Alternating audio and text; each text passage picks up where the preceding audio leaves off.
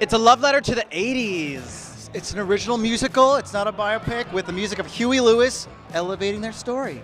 Yeah, it's about love and who you love and your family, whether it's a band or a box company, but it's the people that you spend your time with that really matters. Watching Huey watch Corey was really cool, and he teared up and cried after Only One, and like it's just so cool to have this legend among us. Working with Huey is such a privilege. He is as kind and as graceful and as appreciative of the moment as you could ever hope for. It's also, not incidental that when we did our first production, he had just lost his hearing.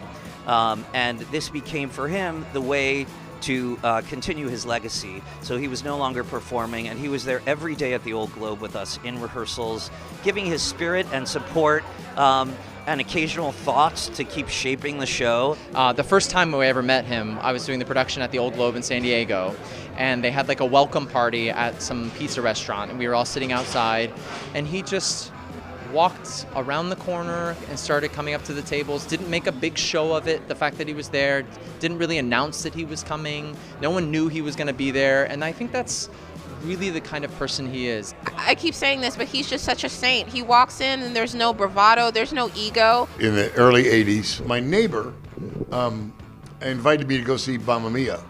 And I thought, I don't want to go see my man. I'm a rocker, I'm a rocker.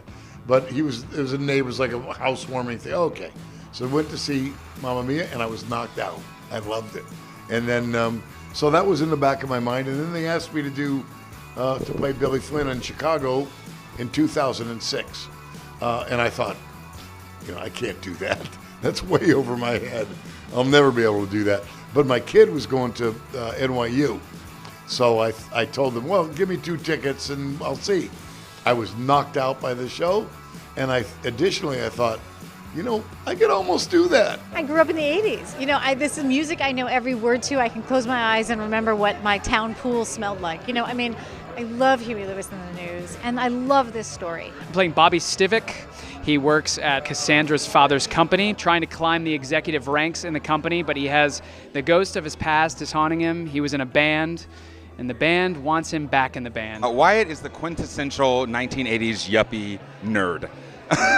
So I fit it to a T, yeah. Glasses, 4 eyes, all that. My character, she inspires Cassandra to let loose a little bit. So I think she's a little bit of a firecracker in the show. She's a catalyst. She's just trying to bring some joy and some life into the story. Otto Fjord is a multimillionaire furniture mogul. And Bobby is trying to land a huge account with me in order to impress his boss, Mr. Stone, and also Mr. Stone's daughter, Cassandra. Tucker is Cassandra's ex-boyfriend from college, and he was her first love and likes to believe is her only love. So he comes back into her life, a new man, and hoping to rekindle the old flame. The nugget of the idea was that Tyler Mitchell, the producer, called me one day and he said, so I met Huey Lewis over the weekend and we talked about doing a catalog show with his music. And I'm like, whoa. Tyler's a film guy, I'm a film guy. He says, the only person I know that knows less about musical theater than me is you.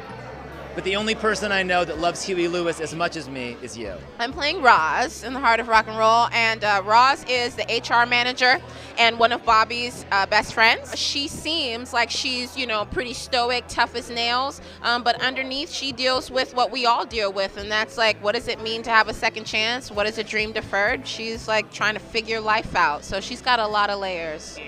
You'll see a ton of breakdancing, and you'll see a ton of, a lot of dolphins, and you'll see some stepping, and you'll just see buoyant dancing. In the 80s, you could dance for no reason at all, right? You could just have these huge, long dance sequences from movies and MTV videos, so that's what we're trying to do. The world was not cynical. It was not as cynical as it is now, because it was easy to be a lot more opportunistic, a lot more optimistic, and going, I'm going to go do this thing, and I'm going to make it, because we didn't know what could stop us. It was like ignorance is bliss sort of thing.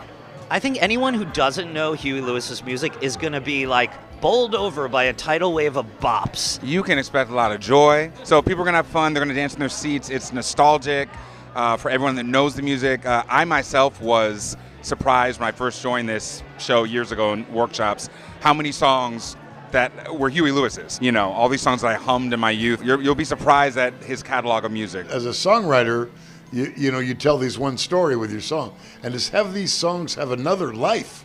I mean, to be reimagined, reborn on Broadway is really fantastic and very gratifying.